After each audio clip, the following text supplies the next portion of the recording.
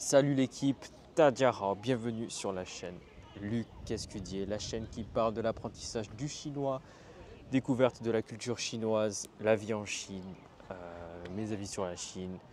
Je vous montre la Chine, je vous apprends le chinois. Et aujourd'hui, là maintenant, j'avais pas envie forcément de vous parler de la langue chinoise en elle-même, mais plutôt de où vivre. En France, en Chine, je suis français qui habite en Chine actuellement. J'ai passé 2 ans de ma vie à étudier en Chine pour un master. Là, je vais commencer à travailler toujours en Chine. Et j'avais envie de vous parler un peu du pourquoi, enfin de certaines raisons qui me poussent à plutôt continuer ma vie en Chine plutôt qu'en France. Alors actuellement, je ne sais pas si je vais habiter dans ce pays toute ma vie, je ne pense pas honnêtement. Mais pour l'instant, à l'heure actuelle, je préfère commencer mes projets professionnels, on va dire, en Chine. Bon, j'ai plusieurs projets professionnels. J'ai une école de chinois en ligne principalement. C'est le focus que je vais faire principalement dans ma vie dans les prochaines années. Mais j'ai aussi le plan B qui est de travailler, avoir de l'argent qui rentre, etc. Comme toute personne normale pour pouvoir vivre. Et ça, ce sera en Chine. Pourquoi cela ? Là, en fait, j'étais en train de regarder une vidéo random. C'est vraiment une vidéo que je n'avais pas prévu de faire. Bon, tenez, je vais un peu marcher en même temps, comme ça je vous montre la Chine. Bon, vous voyez, Suzhou, une ville magnifique, ville dans laquelle j'ai fait mes études. Je vais essayer d'aller par là peut-être. Peut-être qu'il y aura de jolis endroits à vous montrer en même temps. Et je me disais, ouais, il y a quelque chose qui me dérange en France par rapport à la Chine, c'est la mentalité des gens. J'ai l'impression qu'en France, c'est pas qu'une impression en fait, en France, les gens jalousent la réussite des autres, tout simplement. J'ai eu cet exemple parce que voilà, j'étais posé tranquillement et je regardais des vidéos sur le foot, etc. Enfin, des petits réels, vous voyez. Ça m'arrive de temps en temps de scroller, même si je sais que c'est pas bien, j'essaie de le faire peu de temps dans la journée pour rester productif, continuer d'apprendre le chinois, d'enseigner chinois, etc. Oh, le 4. Sûrement. Ouais. Bien. Hop, les chats en Chine, vous voyez, il y a des chats en Chine, c'est exceptionnel, n'est-ce pas? Et donc, ouais, je regardais des réels de foot et je voyais, je sais pas, une vidéo Mbappé qui marque son premier coup franc, là. Beau coup franc et tout, magnifique. Et ce mec, à chaque fois, il y aura des dizaines, des centaines, des milliers de Français qui vont lui cracher dessus. Alors que le mec, c'est une putain de machine. Il est connu mondialement, c'est l'un des meilleurs joueurs du monde. Il a accompli des choses de fou dans sa vie. Il a de l'ambition, il est talentueux, il a de la confiance. Mais les gens vont dire que ce mec est arrogant. Il y a un problème en France, c'est qu'on confond confiance et arrogance. La confiance, c'est se dire je suis hyper chaud et je montre dans mes actes et aussi dans mes paroles que je suis hyper chaud. L'arrogance, c'est dire que tu es hyper chaud mais que dans tes actes tu fais rien en fait, tu fais que dalle. Ce n'est pas le cas de Mbappé par exemple. En France, on confond aussi la modestie avec le fait d'être humble. Donc en France, si tu es modeste, ça va être bien représenté. Si tu minimises tes accomplissements, si tu fais des trucs de fou, tu vas avoir tendance à te dire mais non, ça va, c'est pas un truc de fou, etc. Et c'est une très mauvaise chose parce que ça ne te pousse pas à aller plus loin, à être meilleur. Tandis que le fait d'être humble, c'est de se dire, si tu as des compétences, ok, je suis hyper chaud, mais j'ai encore besoin de m'améliorer dans tel ou tel domaine pour être encore plus chaud. C'est ça les deux différences. Et en France, en fait, si tu as le fait d'être confiant ou le fait d'être humble, on va te chier dessus. On va toujours trouver un moyen, une mauvaise foi pour te dire que ce que tu fais c'est nul, c'est gaze. Et ça c'est très très très dommage. Alors qu'en Chine par exemple, vous voyez, les gens sont ultra efficaces. Putain, ils ne regardent pas devant eux, c'est un peu compliqué. Donc les gens sont ultra efficaces en fait. Ils ne vont pas être là à vous critiquer. Vraiment, vous allez pouvoir vous promener dans la rue, vous prendre en vidéo, comme ça par exemple, on va vous regarder, vous voyez, mais on ne va pas vous regarder bizarre. Mais qu'est-ce qui branle celui-là, etc. On ne va pas parler dans votre dos. En fait, les gens tout simplement ne jugent pas ce que vous faites. Ce simple fait, vous voyez, ça rend la Chine beaucoup plus agréable pour n'importe quelle personne qui a un minimum d'ambition dans sa vie, qui a un minimum de projet dans sa vie et qui a tout simplement pas envie qu'on lui casse les couilles dans sa vie quand il fait des choses. Ici, tu peux dire que tu es super chaud dans un domaine et les gens ne vont pas être jaloux de toi en fait, ils vont même te respecter parce que tu es comme eux, tu es dans l'efficacité. Du moment que tu apportes une plus-value à ce pays, les gens n'auront aucun problème avec toi. Alors qu'en France, même si tu accomplis de grandes choses dans ce pays, on va toujours trouver un moyen de te critiquer, toujours trouver un moyen d'avoir la haine sur toi, alors que de base, tu apportes des choses dans ce pays. En fait, quand tu es dans l'action en France, tu fais refléter aux personnes qui font rien de leur vie leur inaction. Et ça leur fout la haine tout simplement. Je pense que c'est dû à ça. Tout simplement. Et ça, c'est vraiment une mentalité vraiment nulle. Nul. Et ça ne correspond pas du tout même à ma mentalité, mais surtout à la mentalité qu'il faut avoir quand on apprend le mandarin.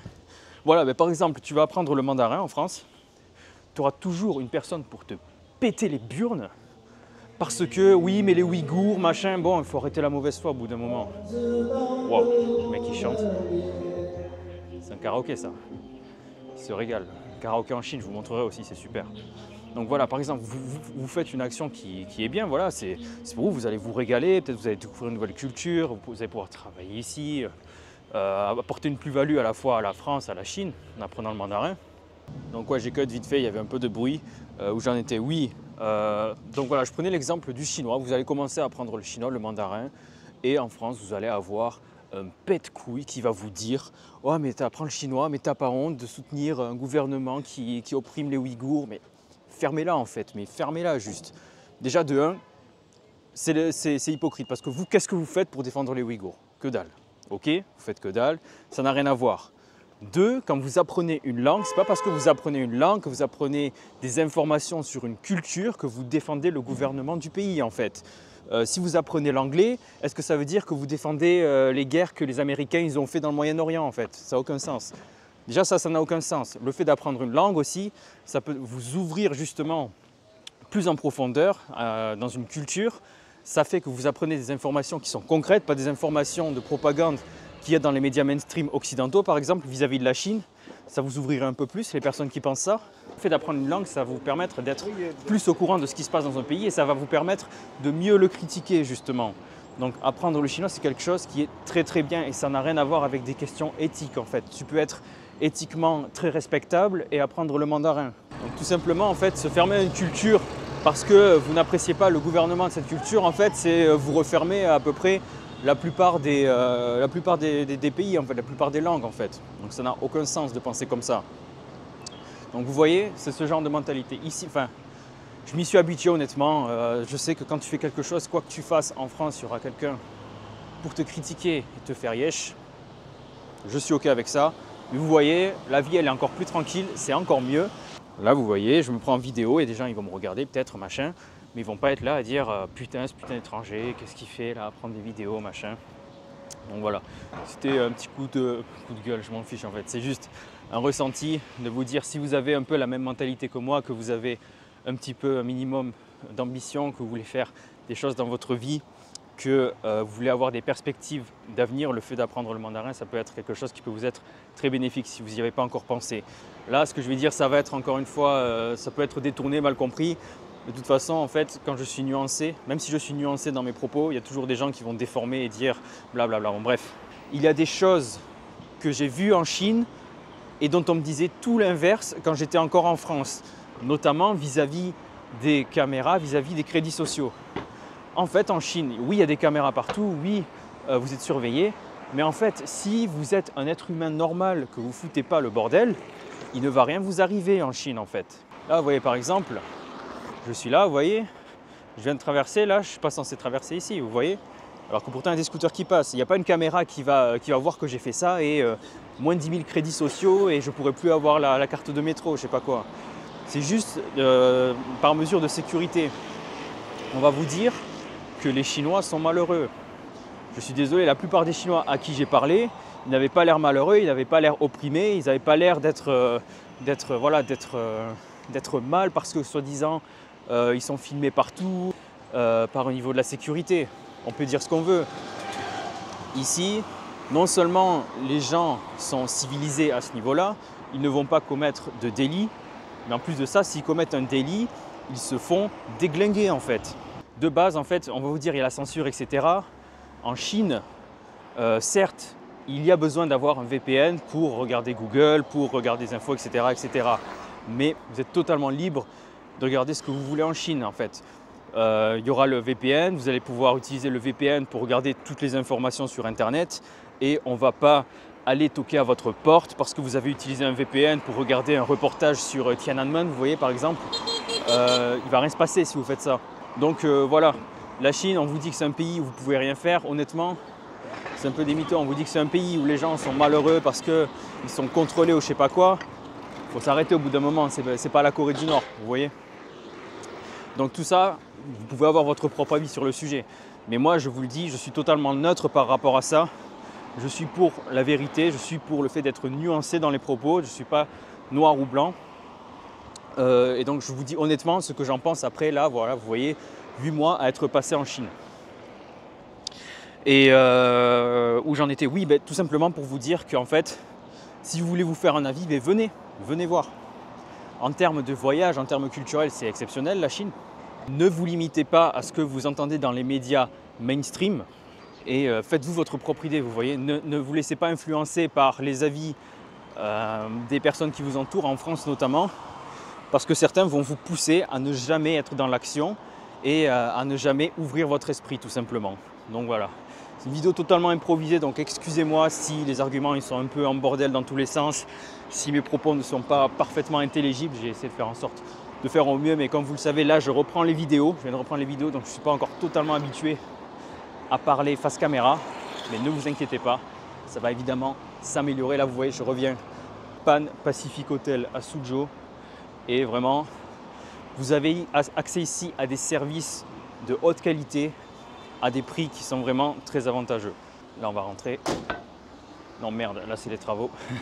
C'est pas par là. Vous voyez, on est dans l'hôtel, c'est une sorte de musée. Truc totalement random. Le lieu est tellement grand qu'on peut s'y perdre, en fait, carrément. Vous voyez, là, j'arrive un peu au rez-de-chaussée de l'hôtel. Vous avez un énorme restaurant, super classe. Vous avez un cours de golf. Vous avez des endroits pour faire du tennis. Vous avez... Là, ça se voit pas, mais derrière, il y a même des piscines et tout. C'est magnifique. Vous avez un piano. C'est un truc de fou. Vous voyez, un truc gigantesque, magnifique. Vous voyez, vous avez des jardins dehors et tout. Sur les applications chinoises, c'est considéré comme 5 étoiles. Je ne sais pas ce qu'il en est. Mais c'est vraiment très très quali. Vous voyez, vous pouvez jouer au golf ici. Magnifique. Regardez la déco, magnifique. Bon, moi, je vais vous laisser. Je vais rentrer. Et puis, à la prochaine. Zaijian.